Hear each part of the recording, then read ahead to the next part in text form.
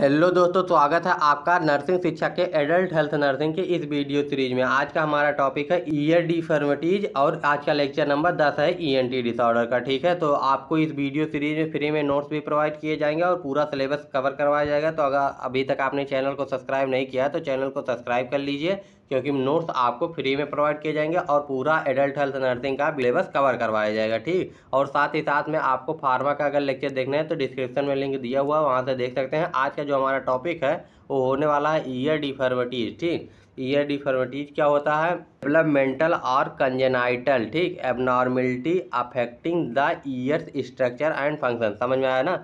यानी या तो आपका डेवलपमेंटल कोई दिक्कत होगी, कोई प्रॉब्लम होगी, कोई एबनॉर्मलिटी होगी, या कंजेनाइटल यानी एट द बर्थ टाइम से यानी जन्म के समय से ही आप में के कान में आपके कान में कोई स्ट्रक्चरल या फंक्शनल कमी होगी, उसी को कहते हैं ईयर डिफर्मिटीज। यानी आपके कान में जो है वो आपके डेवलपमेंट के समय से ही, यानी उसमें कुछ ऐसा है कि जो पूरे तरीके से डेवलप नहीं हुआ है, या तो वो बर्थ के समय से एबनॉर्मलिटी यानी कोई चीज़ ऐसी है जो नॉर्मल नहीं है, एबनॉर्मल है, चाहे वो स्ट्रक्चर में हो चाहे वो उसके फंक्शन में हो। ठीक, यानी कान में के चाहे स्ट्रक्चर में आपकी दिक्कत हो चाहे फंक्शन में दिक्कत हो, दोनों ही चीज़ें आपकी ईयर डिफर्मिटीज में आती हैं। ठीक, very in severity and functional impairment. ठीक, ये अलग अलग तरीके से हो सकते हैं, उनके सीवियरिटी के आधार पे, उनके फंक्शनल इम्पेयरमेंट के आधार पे। ठीक, ये कई तरीके के हो सकते हैं। जैसे जो आपका ईयर डिफर्मिटीज है ये कई तरीके का हो सकता है। ठीक, या डेवलपमेंटल या कंजेनाइटल एबनॉर्मलिटी होती है स्ट्रक्चर या फंक्शन में। ठीक, और ये कई तरीके का हो सकता है सीवियरिटी और फंक्शन इम्पेयरमेंट के आधार पर। ठीक, अब इसके बाद देखते हैं टाइप माइक्रोटिया। ठीक, इसके बाद एट्रेसिया हो गया, लो सेट ईयर्स हो गया, ईयर पिट्स एंड ईयर टैक्स हो गया, एसेसरी ऑरिकल अपेंडेज हो गया। ठीक, इतने चीज़ें हैं। ये चीज़ें आपकी ईयर डिफर्मिटीज में मेन रूप से आती हैं। माइक्रोटिया आता है, एट्रेसिया आता है, लोसेट ईयर्स आता है, ईयर पिट्स या ईयर टैक्स आता है, एसेसरी ऑरिकल अपेंडेज आता है। ठीक, इसके बाद हम सबसे पहले देखते हैं माइक्रोटिया क्या होता है। ठीक, यानी ईयर डिफर्मिटीज आपने देख ही लिया कि ईयर डिफर्मिटीज में क्या होता है, आपका फंक्शनल या स्ट्रक्चरल एबनॉर्मलिटी होगी, कंजेनाइटल भी हो सकता है या डेवलपमेंटल हो सकता है, वायरी करता है सीवियरिटी और फंक्शन के इम्पेयरमेंट के आधार पर अलग अलग। ठीक, और कितने टाइप के मेनली होते हैं, माइक्रोटिया हो गया, एट्रेसिया हो गया, कंजेनाइटल ऑरियल एट्रेसिया हो गया। ठीक, लो सेट ईयर्स हो गया, ईयर पिट्स या ईयर टैग्स हो गया, एसेसरी ऑरिकल अपेंडेज हो गया। ठीक, सबसे पहले देखते हैं माइक्रोटिया क्या होता है। माइक्रोटिया जो होता है माल फॉर्मेशन ऑफ पिन्ना होता है। ठीक, यानी इसमें जो दिक्कत होती है आपके पिन्ना में दिक्कत होती है। ठीक, इन जो माइक्रोटिया होता है इसमें आपका जो पिन्ना होता है वो एब्सेंस हो सकता है, या डेवलपमेंट में है या उसके स्ट्रक्चर में है, उसमें कुछ कमी हो सकती है। ठीक, यानी उससे एसोसिएटेड जो एक्सटर्नल ऑडिटरी मीटर्स है उसमें कुछ कमी हो सकती है। यानी कि क्या हो सकता है, आपका जो पिन्ना है या तो वो पूरी तरह से एब्सेंट होगा, या तो उसके स्ट्रक्चर में कमी होगी, वो पूरी तरह से डेवलप नहीं हुआ होगा। ठीक, इसे ही माइक्रोटिया कहते हैं। यानी देखिए, ये नॉर्मल आपका पिन्ना है, ये क्लास 1, इसमें कई डिग्री या क्लास कह देते हैं, ग्रेड कह देते हैं। क्लास 1 में ऐसा थोड़ा सा दिक्कत हो सकता है, क्लास 2 में, क्लास 3 में और क्लास 4 में पूरी तरीके से आपका पिन्ना होगा ही नहीं। ठीक, पूरी तरीके से आपका पिन्ना होगा ही नहीं। तो ये 4 ग्रेड में हो सकता है, ग्रेड 1, ग्रेड 2, ग्रेड 3 और ग्रेड 4 में। ठीक, तो यानी आपके पिन्ना या तो पूरी तरीके से नहीं होगा या तो उसमें कुछ डेवलपमेंटल प्रॉब्लम होगी। ठीक, अब दूसरा जो हमारा आता है एक्सटर्नल ऑडिटरी एट्रेसिया या कंजेनाइटल ऑरियल एट्रेसिया। ठीक, तो यानी आपका जो माइक्रोटिया है हो गया, इसमें आपका माल फॉर्मेशन हो जाता है पिन्ना में। आपका जो पिन्ना है या तो पूरी तरीके से एब्सेंट रहेगा या आधा अधूरा डेवलप रहेगा। ठीक, इसके बाद आता है आपका ये एक्सटर्नल ऑडिटरी एट्रेसिया। इसमें क्या होता है, कैरेक्टराइज बाय कंप्लीट और incomplete bony atresia, narrowing of the external auditory canal. यानी जो आपका एयर कैनाल होता है, ऑडिटरी कैनाल होता है, वो नैरोइंग हो जाता है इसमें, क्योंकि उसमें बोनी एट्रेसिया हो जाता है। ठीक, एट्रेसिया का मतलब क्या होता है, जो आपका ऑडिटरी कैनाल है वो नैरो हो जाता है किसी बोन के एक्स्ट्रा आपके डेवलपमेंट के कारण। ठीक, इसके बाद लो सेट ईयर्स आता है। लो सेट ईयर्स में क्या आता है, इसमें क्या होता है, आपका जो ईयर है वो नॉर्मली अपने पोजीशन पे ना डेवलप होकर किसी दूसरे पोजीशन पे एबनॉर्मल जगह पे डेवलप हो जाता है। ठीक, तो यानी वो थोड़ा नीचे हो सकता है, थोड़ा ऊपर हो सकता है, थोड़ा आगे या थोड़ा पीछे भी हो सकता है। ठीक, यानी आपका जो ईयर है वो आगे पीछे मतलब अपने लोकेशन से थोड़ा इधर उधर डेवलप हो जाता है। ठीक, top of the pinna below the horizontal line of connecting the outer cornea of the eye. ठीक, यानी जो आपका टॉप ऑफ द पिन्ना है वो इसके नीचे हो जाता है। ठीक, कनेक्ट करना चाहिए जनरली, लेकिन ये करता नहीं है। और ये जनरली बीमारी में आपको देखने को मिलेगा। डाउन सिंड्रोम जब होगा तो उसमें आपको ये जनरली देखने को मिलेगा। ठीक, देखिए ये आपका जो ईयर है ये ऐसा नॉर्मली होना चाहिए। ठीक, लेकिन ये आपका देखिए और यहाँ से 20 डिग्री पे होना चाहिए, लेकिन जब आपका एबनॉर्मल होगा तो ये देखिए ये ना आपको यहाँ से ऐसे मीट करता हुआ दिखेगा, इसके नीचे दिख सकता है। देखिए यहाँ पे इससे नीचे दिख सकता है और यहाँ से डिग्री भी 30 डिग्री का बन रहा है। तो ये चीज़ें हो सकती है। नॉर्मली आपका है ये मिलता हुआ दिखना चाहिए और आपका 20 डिग्री बनना चाहिए। ठीक, तो ये आपका हो गया क्या, लो सेट ईयर। लो सेट ईयर्स में क्या होता है, आपका जो पोजीशन होता है ईयर्स का ये अलग जगह पे हो सकता है, नॉर्मल पोजीशन नहीं होता। ठीक, इसके बाद आता है ईयर पिट्स या tag, minor abnormality located in the front of the year. ठीक, पिट्स या टैग्स में ऐसा होता है कि कुछ ऐसा फॉर्मेशन हो जाता है टिश्यू का जिससे कि आपका नैरोइंग हो जाता है एक्सटर्नल ऑडिटरी कैनाल, या बाहर से आपका देखने में वो नैरो लगता है। ठीक, यानी कि आपके जो एबनॉर्मलिटी है वो फ्रंट ऑफ द ईयर पे होती है और ऐसा कुछ टिश्यू फॉर्मेशन या कुछ ऐसा बोन फॉर्मेशन हो जाता है जिसकी वजह से हो जाता है। ठीक, इसमें हियरिंग लॉस या अदर कंजेनाइटल एबनॉर्मलिटी रिकमेंडेड हो सकती है। ठीक है, आपको अदर भी दिक्कतें हो सकती हैं। ठीक, इसके बाद आता है एसेसरी ऑरिकल अपेंडेज। ठीक, इसमें क्या होता है, स्किन जो है वो कवर कर लेता है नोड्यूल्स या पेप्यूल्स का जो कि ऑरिकल के आसपास होते हैं। ठीक है, इसमें देखिए ये देखिए थोड़ा कवर किया है, ज़्यादा कवर कर लिया। ठीक है, इसमें देखिए सर्जरी हो गई है, यहाँ पे थोड़ा दिक्कत है, ये दिक्कत है, ऐसे ऐसे ऐसे हो सकता है। ठीक है, यानी थोड़ा आपका कवर कर सकता है जिसकी देखिए इतना ज़्यादा कवर कर लिया तो यहाँ पे सर्जरी कर दी गई, इसको काट के हटा दिया गया। ठीक, तो वही कुछ एक्स्ट्रा जो आपके टिश्यू हैं वो कवर कर सकते हैं, एक्स्ट्रा स्किन आपकी कवर कर सकती है, यही होता है एक्सटर्नल एसोसिएट ऑरिकल अपेंडेज में। आप देखिए सबका क्या क्या था। माइक्रोटिया में क्या था, तो जो ईयर पिन्ना है इसमें प्रॉब्लम होता थी, या तो रहेगा या तो नहीं रहेगा। ठीक है, एक्सटर्नल आर्ट्रेसिया में क्या होता था, नैरोइंग हो जाता है। लो सेट ईयर में क्या होता है, लो सेट ईयर में आपने देखा कि जो पोजीशन है कान का वो दिक्कत, तो उसमें दिक्कत होगी और ईयर पिट्स में कोई कोई या तो टिश्यू या इसका फॉर्मेशन हो जाएगा जिसकी वजह से आपका एक्सटर्नल ईयर कैनाल में प्रॉब्लम होगी। ठीक, एबनॉर्मलिटी होगा फ्रंट ऑफ द ईयर पे। ठीक, एक्सटर्नल ऑडिटरी कैनाल में। ठीक, इसके बाद में आपका जो होता है सरी ऑरिकल अपेंडेज में, इसमें आपका स्किन कवर कर लेता है। आप देखते हैं इन सब का ईटियोलॉजी क्या हो सकता है, यानी कॉजेज क्या हो सकते हैं। इसके बाद हम लोग देखेंगे रिस्क फैक्टर और बाकी सब चीज़ें भी देखेंगे। ठीक, यानी ईटियोलॉजी सबसे पहले देखते हैं, ईटियोलॉजी यानी काजेज क्या हो सकते हैं।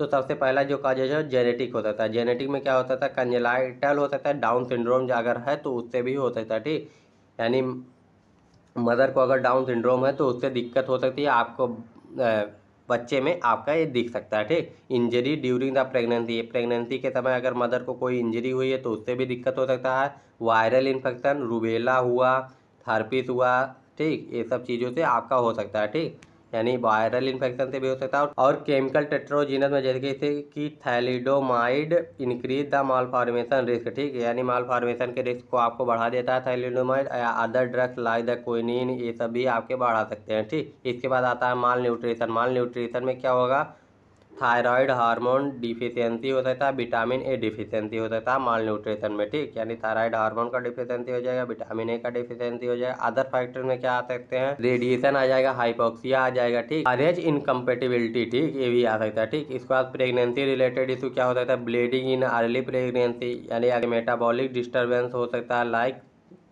डायबिटीज़ आपको अगर हुआ तो उससे भी आपको प्रॉब्लम हो सकती है। और इन्वायरमेंटल एजेंट में क्या हो सकता है, इस एक्सपोजर में आ जाए किसी एसिडिक चीज़ों के या फिर मरकरी के संपर्क में आ जाए, ऐसे कोई हार्मफुल चीज़ों के संपर्क में आएंगे तो इससे भी आपको दिक्कत हो सकती है। ठीक, तो रिस्क फैक्टर में क्या था, रिस्क फैक्टर में आता है एक्सपोजर टू केमिकल, यानी आप केमिकल के संपर्क में अगर आ रहे हैं तो इससे भी आपको हो सकता है। ठीक, यानी सर्टेन मेडिकेशन, कुछ मेडिकेशन, कुछ दवाइयाँ ऐसी होती है जिससे हो सकता है माल न्यूट्रिशन ड्यूरिंग प्रेगनेंसी भी, इससे भी आपको हो सकता है। ठीक, इसके बाद हमारा अगला टॉपिक जो आता है पैथोफिजियोलॉजी, इन सब का क्या होगा, यानी आपका जो ईयर डिफॉर्मिटीज है उसका पैथोफिजियोलॉजी क्या होता है, कैसे कैसे एक कॉज करेगा। ठीक, तो सबसे पहले due to the etiological factor, due to the etiological factor organogenesis process. ठीक, यानी जो आपके ऑर्गन बनने का प्रोसेस है उसमें ये आपका अफेक्ट करेगा। ठीक, ऑर्गेनोजेनेसिस प्रोसेस में जो आपका अफेक्ट करेगा, जो कि कॉज करेगा defect in the development of the year यानी इसी के दौरान जो आपका ईयर डेवलपमेंट है उसमें आपका डिफेक्ट करेगा प्रेगनेंसी के दौरान, यानी माँ के पेट में ही आपको ये दिक्कत करेगा। ठीक, बच्चे में ये दिक्कत होगा, इससे जो है आपका ईयर डिफॉर्मिटीज होगा। ठीक, सिंपल सा है ये। आपके सबसे पहले तो ईटियोलॉजिकल जो फैक्टर है वो ऑर्गेनोजेनेसिस प्रोसेस को अफेक्ट करेंगे, जिसमें आपके जो ईयर बनने का प्रोसेस है उसमें डिफेक्ट होगा, जिससे कि आपका ईयर डिफॉर्मिटीज होगा। ठीक, इसके बाद आता है क्लिनिकल मैनिफेस्टेशन, यानी साइन एंड सिम्टम क्या हो सकता है। हियरिंग लॉस हो सकता है। ठीक, फेशियल डिफॉर्मिटीज हो सकती है, टीथ एबनॉर्मलिटी हो सकती है, माउथ एबनॉर्मलिटी हो सकती है और ईयर इन्फेक्शन भी हो सकता है। यानी आपके टीथ में भी फेशियल डिफॉर्मिटीज होगी तो उसमें क्या क्या होगा, स्मॉलर लोअर जॉ हो सकता है या चीक्स बोन में दिक्कत हो सकती है। ठीक, और टीथ एबनॉर्मलिटी होगी तो क्या होगा, ओवरलैपिंग हो सकता है या क्राउडेड टीथ हो सकता है। ठीक, और अगर आपका माउथ एबनॉर्मलिटी हो रहा है तो क्या होगा, इसमें क्या होगा, हो सकता है माउथ। ठीक, ये माउथ एबनॉर्मलिटी में हो सकता है। यानी आपका क्या क्लिनिकल मैनिफेस्टेशन में हियरिंग लॉस हो सकता है, ईयर इन्फेक्शन हो सकता है, फेशियल डिफॉर्मिटीज हो सकता है, टीथ एबनॉर्मलिटीज हो सकता है और माउथ एबनॉर्मलिटीज हो सकता है। ठीक, इसके बाद आता है डायग्नोस्टिक इवैल्यूएशन। कौन कौन सा डायग्नोस्टिक इवैल्यूएशन हम लोग कर सकते हैं ईयर डिफॉर्मिटीज के लिए। ठीक, अगर आपको वीडियो इन्फॉर्मेटिव लग रहा हो तो चैनल को सब्सक्राइब कर दीजिए और अपने दोस्तों के साथ भी शेयर कर दीजिए। ठीक, आप देखते हैं डायग्नोस्टिक इवैल्यूएशन में क्या क्या है। तो हाई रेजोल्यूशन कंपैक्टेड टोमोग्राफी, ठीक, HRCT, यानी ये CT स्कैन का एक एक्सटेंडेड वर्जन होता है जिसमें HRCT किया जाता है, हाई रेजोल्यूशन पे इसको देखा जाता है। Use to evaluating outer ear, external ear, auditory canal, middle ear, mastoid. ठीक, मैस्टॉइड बोन को भी इसमें देखा जाता है।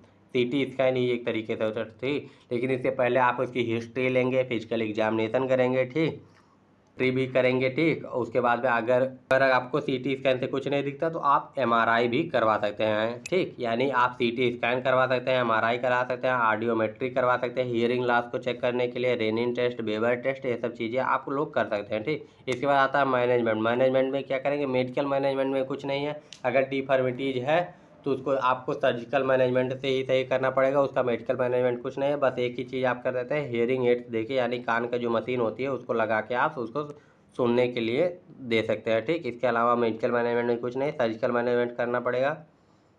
इसके बाद सर्जिकल मैनेजमेंट में क्या आता है, राइन रिकंस्ट्रक्शन। इसमें क्या होता है, क्रिएट किया जाता है एन एक्सटर्नल ऑडिटरी कैनाल। ठीक, एक एक्सटर्नल ऑडिटरी कैनाल क्रिएट किया जाता है, टिम्पैनिक मेम्ब्रेन और ऑरिकल्स, यानी बोन्स, ईयर बोन्स जो होते हैं उसको भी इसमें क्रिएट किया जाता है। ठीक, और इसके बाद क्या किया जाता है, एसेसरीज ऑरिकल अपेंडेज। ठीक, इसमें रिमूव किया जाता है स्किन टैग्स को, यानी जो स्किन टैग्स होते हैं उनको हटा दिया जाता है। ठीक, एक्सटर्नल ऑडिटरी कैनाल एट्रेसिया, यानी इस एट्रेसियम क्या होता है, आपका नैरोइंग हो जाता है तो इसमें क्या किया जाता है, creation new external auditory canal and tympanic membrane. इसमें क्या किया जाता है, न्यू एक्सटर्नल ऑडिटरी कैनाल और टिम्पैनिक मेम्ब्रेन को क्रिएट किया जाता है। ठीक, यानी आपका क्या क्या किया जा सकता है, राइन कंस्ट्रक्शन किया जाता है जिसमें आपका क्रिएट किया जाता है external auditory canal, tympanic membrane और बोन्स को भी। ठीक, और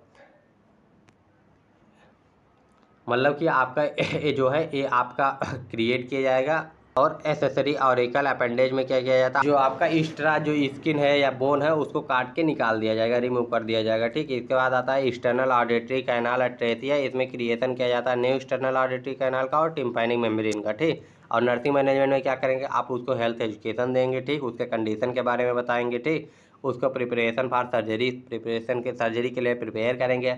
और कंसिस्टेंट फिजिकल इन्वायरमेंट। ठीक, यानी उसको अच्छा इन्वायरमेंट देंगे। ठीक, क्योंकि उसको सुनाई नहीं दे रहा तो उसको एंजाइटी हो सकता है, डिप्रेशन भी हो सकता है। ठीक, उसको हियरिंग लॉस को लेकर तो उसको समझाएंगे, उसके कंडीशन के लिए उसको एजुकेट करेंगे, उसके फैमिली मेम्बर को समझाएंगे। ठीक, और उसको आराम करने के लिए कहेंगे। ठीक, और कम्युनिकेशन उसका सही करेंगे। ठीक, क्योंकि उसको सुनाई नहीं दे रहा तो उसको कम्युनिकेशन में दिक्कत होगा जिससे कि उससे एंजाइटी और डिप्रेशन भी हो सकता है। ठीक, इसके बाद क्या करें, इसके बाद डायग्नोस्टिक आता है। नर्सिंग डायग्नोस्टिक में क्या क्या हो सकता है। ठीक, दो हम बता रहे हैं, बाकी आप कमेंट करके बताइएगा कि और क्या क्या हो सकता है। ठीक, disturb sensory perception related to hearing loss, यानी हियरिंग लॉस से रिलेटेड है आपका सेंसरी जो परसेप्शन है वो डिस्टर्ब हो सकता है। Disturb body image related two year deformity, यानी बॉडी इमेज भी आपका डिस्टर्ब हो सकता है। रिलेटेड किससे होगा, ईयर डिफॉर्मिटी से रिलेटेड होगा। ठीक, यानी आपके बॉडी इमेज में भी डिफॉर्मिटीज होगी तो आपका बॉडी इमेज यानी ईयर डिफॉर्मिटीज होगी, आपका एक्सटर्नल ऑडिटरी कैनाल नहीं है या ईयर पिन्ना नहीं है तो उसको आपको बॉडी इमेज में तो दिक्कत होगी ना।